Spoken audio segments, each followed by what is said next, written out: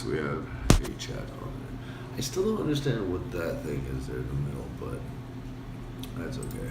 So, and then this one, let me get this one turned on. So once this one's turned on, then we'll kind of get ready to get going here. Because I really have no clue what I'm doing still. But live seems to work. Well, it looks like we're live on all kinds of different stuff. Close unused applications. Yeah, I know. I'm gonna have bad video quality on this one, but that's okay. So, there was some comments made to me about how one of my stories neglected a very important set of beliefs out there, and that is to how Earth is mother and is responsible for many things, and how ultimately there is a greater father than that of Earth, but Earth is responsible in many different forms for the creation of a lot of things. And I 100% have to agree with a lot of that, because when you read through Genesis in a certain fashion, you can tell that there is a very large depiction of handed down job titles or duties, if you will. And some of those titles are specified by what it is and then what it does afterwards. And some of those duties are kind of justly thus justified after the fact. Now, Earth, in the sense of what I'm trying to refer to, is responsible for the collection of these very specific waters and lands. So Earth is responsible for the birth of that, although it was done by a greater God's desire. So there's that aspect that you can look at if you wanted to. And I'm hoping that Parker will pick up on this, because he's a wonderful friend of mine, and he is from the Indian Nation. And so he would be able to say, hey, you're way off base, or hey, maybe this does kind of align with our particular beliefs as Native American Indians. And so when I was thinking about this, and I got the book ready, I'm ready to read what I'm referring to, but I wanted to kind of spitball this out there live, no editing. It seems to go better that way for myself, especially when I don't seem to have an audience. And so it just lets my mind just blot out what's there at the moment, instead of trying to fine tune it and da-da-da-da-da. So God says that, and again, I'm not saying that, I am one side or the other on this one, because this honestly makes a lot of sense in my mind. Nobody is claiming in this depiction as to exactly who this G.O.D. is, the greatest of deities. But at this point, we're elaborating that there was a duty handed down onto the Earth, right? So the Earth then became responsible for the water as one individual, teeming full of life. And the water was responsible for creating various different forms of life based on their kinds. Now, I could break open the book and we could read this, but in essence, it wanted the waters on Earth to be responsible for creating an overabundant, overflowing mass of life, right? And then Genesis goes on to say how God granted this permission not only to the waters and this duty and responsibility, but then also granted this very same duty, responsibility onto, and powers to do so, onto the land. And the land as a separate entity in this fashion, if you're willing to entertain such a thought, is thusly responsible for producing livestock, producing trees and vegetation, producing things that creepeth among the ground, and various other animated, living substances based from the soil, from the dirt, the land, the dry land. So, whether you want to call it soil, dry land, or so forth, there's a responsibility. Now, there is also another connotation where the two come together. So you would call it moist soil if you want, or wet dirt, or something to that degree that is also responsible for a set of life as a conjoined system. So, if you wanted to aspire to like Earth being responsible for the birds, and thusly it's the sky that's responsible for them, and it's the earth land that is responsible for the bears, and the fish in the sea, the great marlins or whatever is responsible for those. You would see like three separate bodies of responsibility there, right? You would have the air, you would have the land, and then you would have the water per se. And there are, in many tales that I've seen depicted throughout, TV or documentaries or books, aspired to something very similar to such.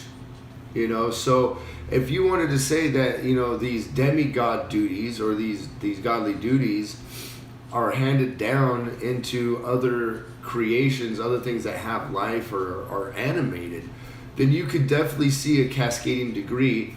Almost, I hate to keep bringing this up, but there is like this pyramid with a halo going around it, like a magical portal.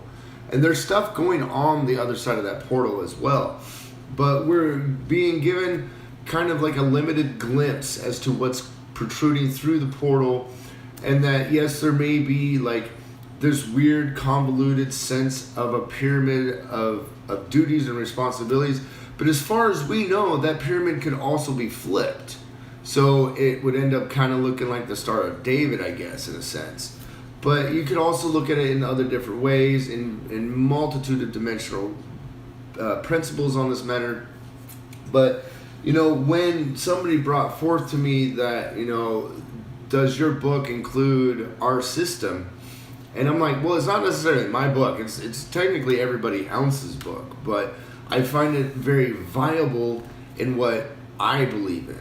So it's like, if I can open up the same book and not even leave technically the first book, okay? So the first book, and it's supposed to be the first book on the matter, is Genesis. And I can look at Genesis, which so many religions want removed from the Bible, and be like, hey, here's what I see might be one people's attempt to like coincide with what you believe in.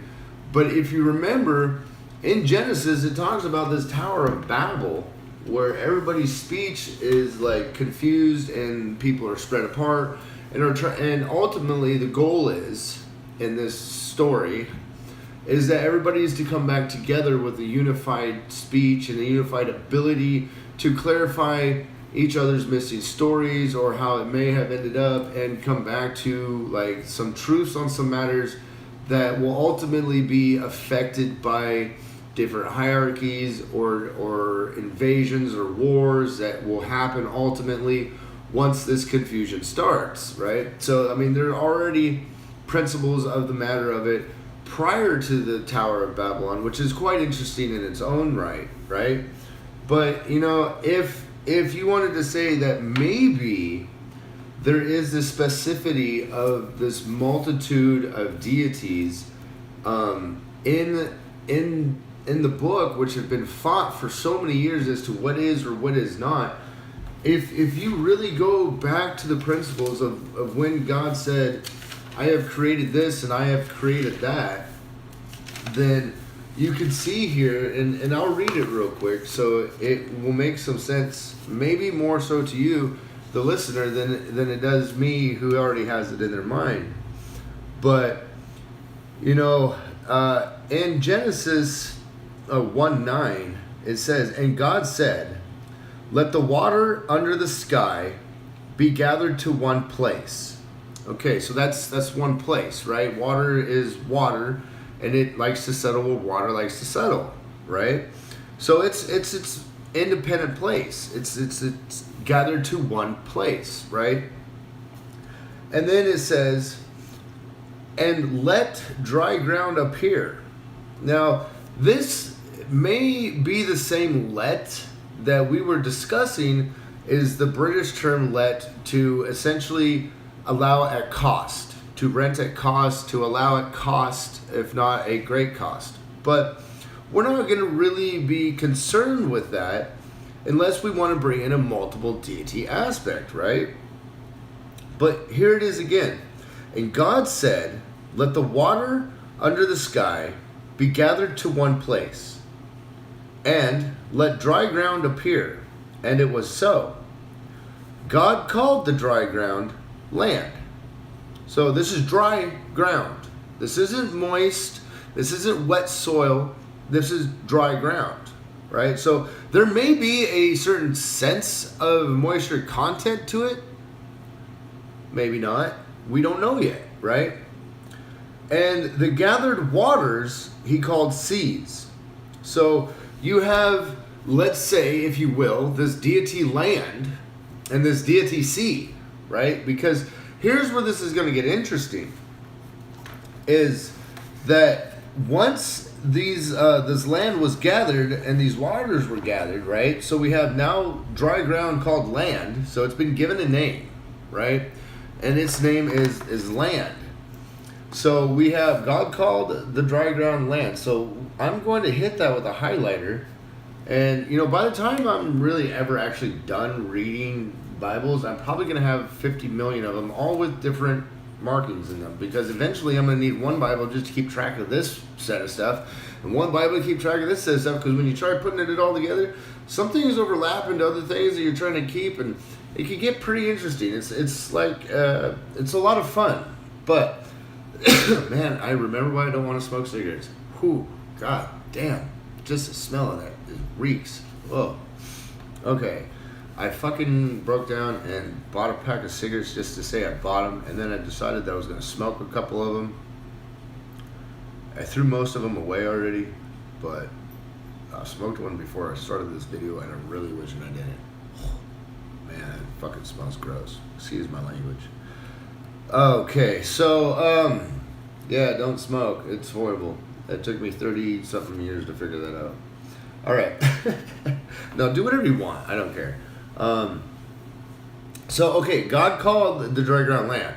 So we have this deity now, land. So not only am I going to highlight that, but just for the sense of fun, because, I mean, I really do like having fun, and sometimes this is a lot of fun. So you have, so I'm going to take a note so I can remember this. Not only have I highlighted it, but I'm going to get a little notepad here. And now we have God created the deity, land. So we have the deity land. Because remember, like, one of the aspects to be a god is to be able to create and take life, right? So this is where it's going to get interesting. Because now we have the deity seas, right? So seas. Now, it is a one-word seas, so it's gathered together, although it's in one place. He's given, like, different names for maybe the depth, the different name for maybe, you know, the location of it, even though it's all gathered in one place. That's fine, whatever. We're not going to be nitpicky about that, right? Because realistically, we are looking for the deity concept. Now, water is a deity. Now, you know, Bruce Lee was pretty profound for talking about water and its fluidity and its life to give in such like an open, you know, fashion, as well as being able to take it. Like he was very prominent for talking about these things, right? So we have, okay, God land, God sees, and then God saw that doing this was good, and then God said, "Let deity land."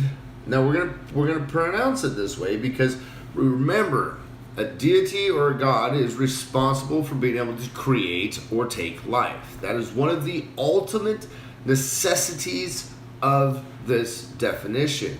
Now, God can create anything, anywhere, at any time, for any reason.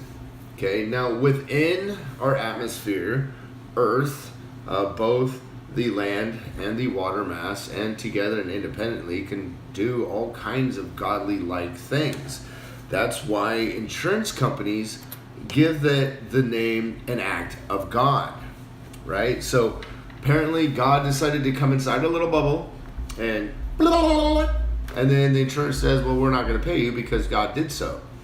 Well, if you want to break it down to like such a level like that, then the land and the seas are also God's, right? So we'll break it down to the logistics of the insurance company.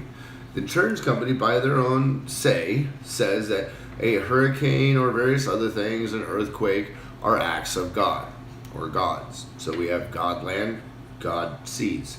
Okay, so that's good. We're into an acceptance of this because as a society in general, we have accepted that insurance companies get to make this claim, right? So this is what we consider a normalized claim. Okay, so if land and sea are responsible for acts of God, they are God-like, demigod, God-ish, part of God, God's independent, God-like, small, gaudy creation. Okay. Now, but we're missing one of the vital parts. We know that land and sea can take life, but where is this indicator in Genesis that it can give life, right?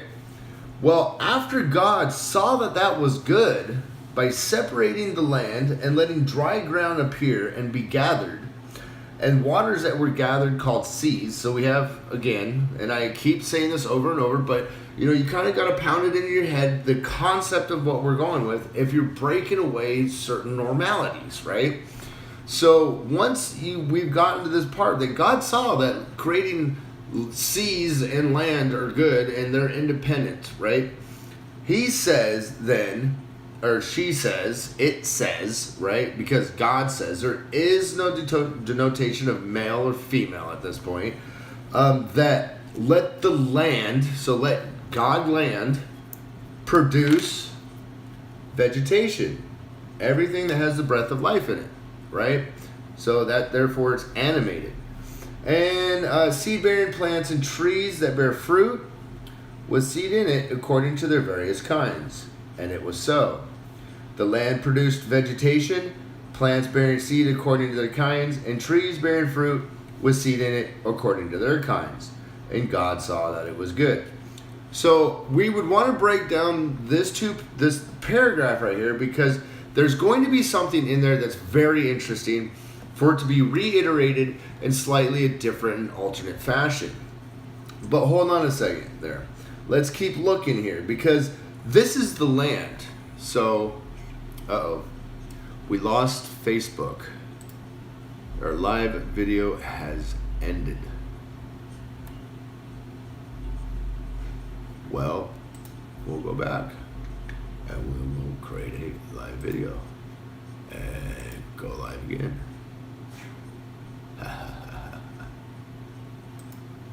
Okay, so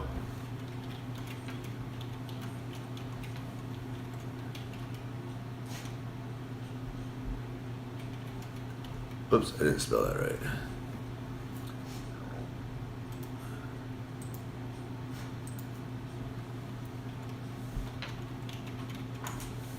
There we go. Okay. Live convo.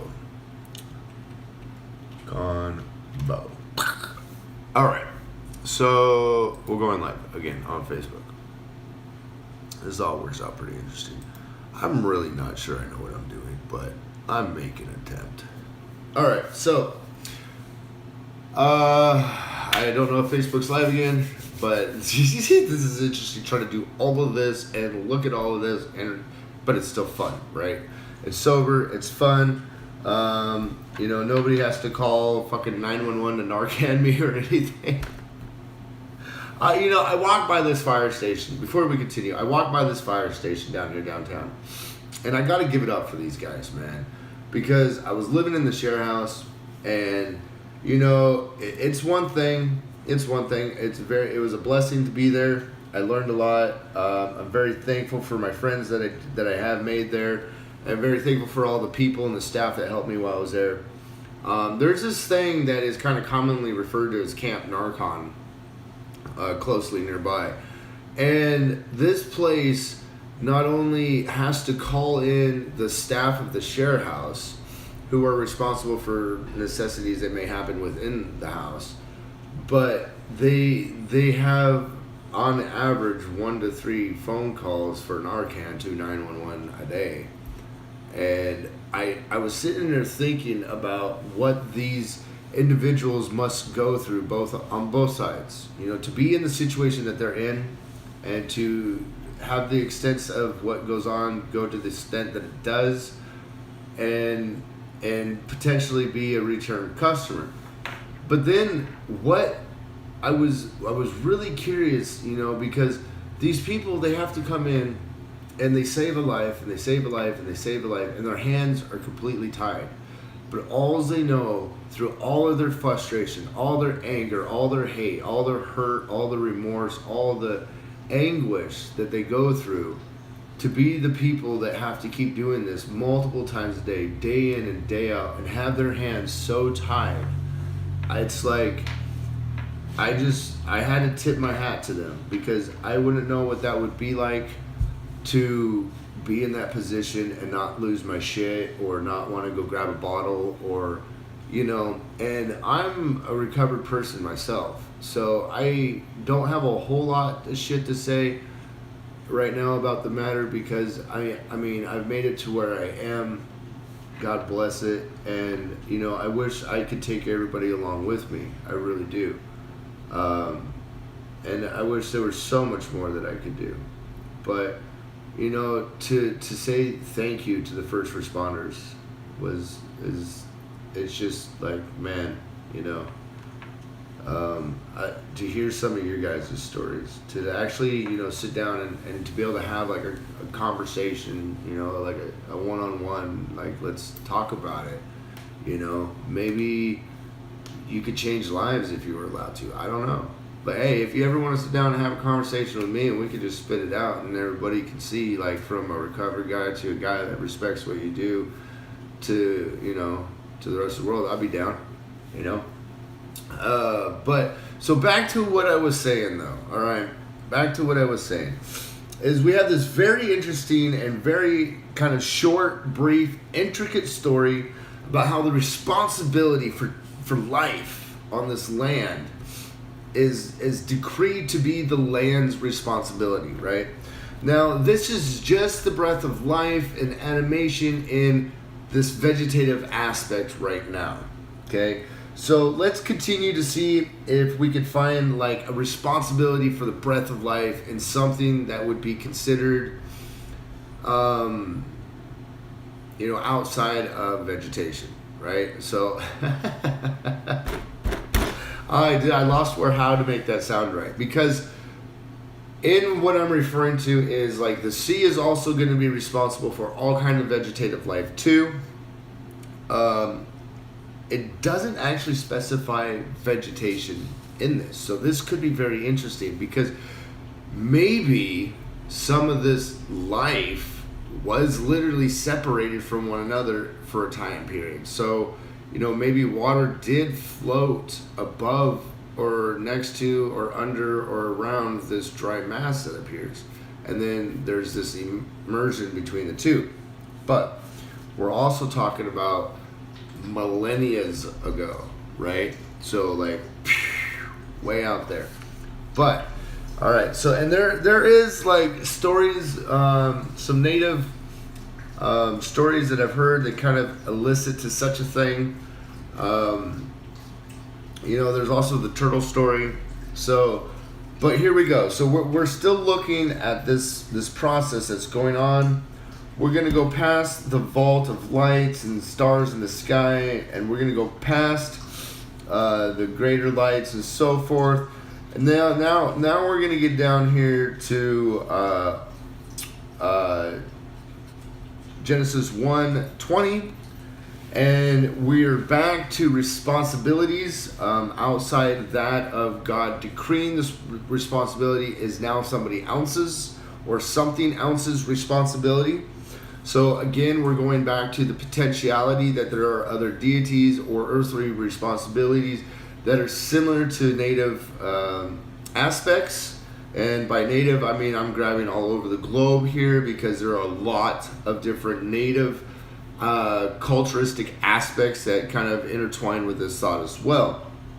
So now we've gotten, again, like I said, down to Genesis 1:20, and it says, "And God said, let the water teem with living creatures, and let birds fly above the earth across the vault of the sky." Okay, so now we have the sky, right? And it was labeled before, so we forgot in our little list here to add sky in that deities list of sub-deities below God. So we have sky, which is what is responsible for the birds. So, because at this point, let the water teem with living creatures, right? So we have creatures whose life is responsible from the water. The water has provided its life. It is its lovely area that it just does very well in. You can call it the womb if you want. The anything you want to call the water, right? It is the love nest, right? So we have the love nest water that is going to be teeming. Now, teeming means to be overflowing with. So if you're teeming, you're overflowing with life, right? So let the water overflow with living creatures, and let birds fly above the earth across the vault of the sky. So there's no reference to the birds being landed on earth. There's no reference to them coming out of the water. It is simply that at this point, birds are allowed to fly across the vault of the sky. So this also means that they are allowed to go from everywhere except for water and land. So they can fly all over the universe. They can fly all over the sky, as it says, across the vaults of the sky. So now again, we don't know if this is at cost because we are using the word let. Is it the American just to simply allow? Or is it, I'm going to allow you to do this, but it's going to cost you some chores, right? So your rent is a cost. You're being allowed to do something, so that is rent. I'm renting a car. You're getting your time to go play freely is rented to you because it comes at the cost of a chore afterwards. Do I need to throw down some money because we're getting a hotel for the night? Rent, right? So to allow at cost or to allow with zero cost. By general traditional understanding, the original translation into the English form, which has also been accepted in the American form, except for the words the same with two vastly different definitions. The British let means to rent or to be at cost, if not great cost. And the English is to just simply allow with nothing. Just. So I don't understand how to just simply allow does not create a cost somewhere, anywhere. However, because, if I'm going to allow you to mow my yard, it's either going to come at the cost of you fucking my yard up if it's for free, or, it's going to come at the cost of me having to listen to your lawnmower. It's going to come at the cost of me having to open my door to have had the conversation. So there is this comprehension of, what is cost, right? But by British definition, it is a transactional meaning. So it isn't just an annoyance cost like what I was just describing. It is more of, I'm going to allow this to happen, but beforehand or afterwards or while it is going on, you are giving something back to me. So rent at cost, if not great cost. Rent comes before, during, or after, or the entirety of. And so therefore, that is something to be taken into consideration. Now, also, God created the great creatures of the sea and every living thing with which the water teems, and that winged bird according to its kind. And God saw that it was good. God blessed them and said, be fruitful and increase in number, and fill the water in the seas, and let the birds increase now at this time on the earth. So this does sound like God's coming back to its demi-creatures or its alternate gods that it created, or the animated breath of life put into earth, onto which he gave great responsibility, onto these independent factors of earth, and came to this greater entity. So the only way that I could see in my mind to try and elaborate to where it sounds, to where you might be able to capture what's in my head and it makes sense to you, would be as if earth were to have 3 spiritual entities attached to itself and are able to ascend or go to a council hall where the Spirit of God, this other entity, comes to counsel with these people and says, hey, you did a great job. I'm glad that I created you and gave you this responsibility. And by the way, I'm now going to say that birds can now procreate on land. They're no longer forced to just do this in the stars in the sky. So as we keep going with this, be fruitful and increase in number, then it's asking that the duties that were bound to it in the beginning continue, if not demanding or decreeing that it should. Maybe this is like, hey, you guys are doing so good. I just think you ought to keep going, and there's something great ahead for you. But you just got to keep going. You're doing right. And by the way, I'm going to allow some things to evolve or change a little bit along the way. For instance, like these guys who've been suspended in this sky, we're going to let them take a break down here on Earth and procreate. So, we just thought, everything floating up there was starting to get a little bumpy. We figured, okay, we'll let them come down to the earth for a little bit. They can hang out with you fish. So, get to know one another, right?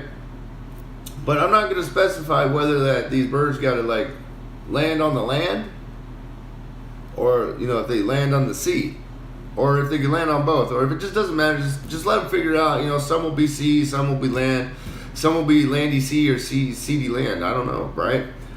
And then we keep going, right? And then all of a sudden, we got the deity land brought up, and it says, let land produce living creatures according to their kinds, the livestock, the creatures that move along the ground, and the wild animals, each according to its kind. And it was so. God made wild animals according to their kinds, the livestock according to their kinds, and all the creatures that move along the ground according to their kinds. God saw that it was good. So when you read this in the context that, land, sea, and air are gods in their own respective rights, right? Then being a god, you would present yourself, or your demis of your own self, right? So God, land God, produced living animals, and these living animals are God made wild animals according to our kinds, and the livestock according to their kinds, and all the creatures that moved along the ground according to their kinds. And then our God saw that it was good. So you got the wild buffalo and the squirrel going, our God saw that it was good, right? And then you have land saying to the sea and the air, our God saw that it was good, right? So you have this cascading effect, this telescoping effect, if you will, of God, right? So you have land God, sea God, air God, God of that trio of gods, right? And then, if you keep going, then you got like, then God said, "Let us make mankind in our image, in our own likeness." Now, this does not necessarily denote to humankind, just mankind, right? So, what could that be? Well, if we want to reach into like the spiritual realm of some of the other native beliefs, this could be like skinwalkers, landwalkers. I forgot some of the other names that they have for other gods that are down here, right? Shapeshifters and so forth. So, this, and the reason why I can kind of aspire to like, getting into this really well with this, because like, oh man, I could go off for hours on this whole adventure here in this concept, because we haven't gotten to like an exact denotation of anything yet, right? So like, we know that there are these creatures that creepeth along the earth. Well, if you pick up the dictionary, a creature that creepeth among the earth was also a notation back in the old days from ancient peoples to mean humans, people. I don't know if the secret's out yet, but pick up a dictionary.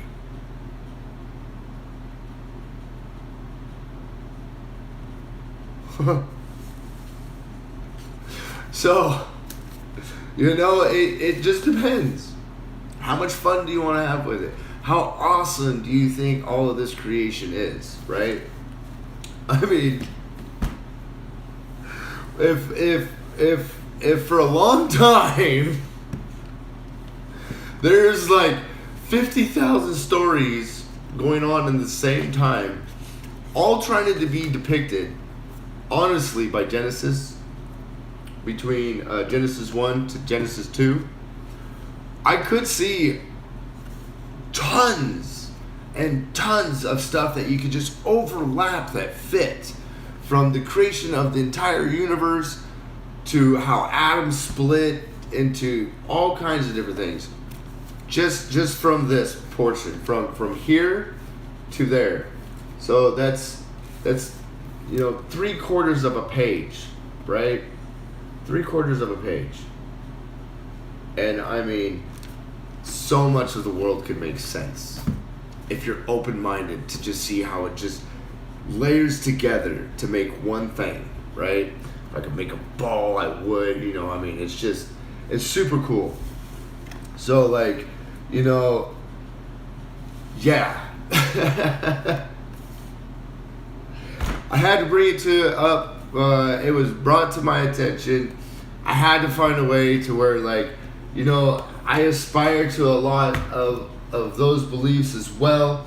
And the fact that you may be able to, like, go, whoa, wait a second, does that make sense? And I mean, for one more time, because it is so fun, because if I were given in the beginning of time this definition, right, and this was the solid definition, but I didn't give you my name, I gave you the definition of what I am, but not who I am. Maybe I did give you my name in such a way that you don't understand that I did give you my name, but I'm telling you what I am. And what I am by definition is God. And God by definition can do all of this, right? And I am going to make you, in all rights, a demigod, right? So I'm going to give you, Sky, all the same responsibilities on a demigod level as me. You will be able to create life. You will be able to take life. You will be able to create all kinds of just majestic stuff that nobody, no matter how hard they try, can truly say that they understand it. And then I'm going to do the same for you, Seeds. I'm going to give you all this demigod power, or all this godly power, in a demigod form. It will be contained here in this planetary mass that I'm calling Earth. So sky and water you're one of three parts here. You can create life, you can take life, you can do super awesome, majestic shit that no matter how hard we try to fully understand and comprehend, we just can't. And by the way, because I haven't forgot you land, you're gonna do the same, right? So I'm gonna go ahead and confuse everybody's language at some point. They can understand what is being said to you right now, because who knows what were the ears and the sound of time back then. But as it reverberates down the millennia, I'm going to give you different names, or your own peoples are going to give you different names, because you are going to be their gods. They are going to want to differentiate you from the other gods as time goes on and they start to understand things further. They may no longer call you a god because they are looking for the ultimate god. So there is this notation that I have come up with and that I am coining, and I don't care who wants to try and steal it. It is G.O.D. greatest of deities, right? So we have the deity land, we have the deity seas, and we have the deity sky, responsible independently for different forms of life. This aspires greatly, in my understanding, to that of most native peoples' belief systems. Now, this does not say that all of this cannot aspire and transpire together, but humans, in their all right fashion, unless you are going to go with the creatures that creepeth amongst the earth as being the notation for humans, humans yet do not exist in this example unless they are hand-me-downs from the gods and deities that are already present here and responsible for life teeming on earth since before the dawn of dinosaurs' time. So, at some point, somebody probably wanted to know what a gigantic fart sounded like, and though the Brachiosaurus was then, here. I'm wondering if that thing's still breaking wind, because sometimes the air out there just stinks, and it might just be an echo from the past. So I hope you've enjoyed this, again, live without announcing a prior time, but because it is recorded into the everlasting loving internet, which will keep every good and positive thing you've ever done in the forefront of its mind, you should be able to find this video fairly easy if you would like to kick it for a second and see what it's all about. If anything, maybe we brightened your minds, opened up your closed-mindedness, and gave you some tools for mental health, sobriety, or even your own spirituality. The latter is the least concerned about. Have a wonderful day, and thank you for watching. This is Kevin Fuller from Carbon Wrath on Instagram, whichever one you are. Facebook, Kevin Fuller on Facebook, so don't worry about the Carbon Wrath thing there. And Dog Park Army's Bark Park on YouTube. And I believe I am forgetting one. But wherever you are out there, I hope you've enjoyed it. If you didn't, leave a comment. Especially if you didn't leave 100 comments, like it, share it everywhere, and subscribe to the next one so you can make more fun if that's what you so choose to do. But, you might just be making fun of yourself. So be cautious about that. Have fun. Good night, guys.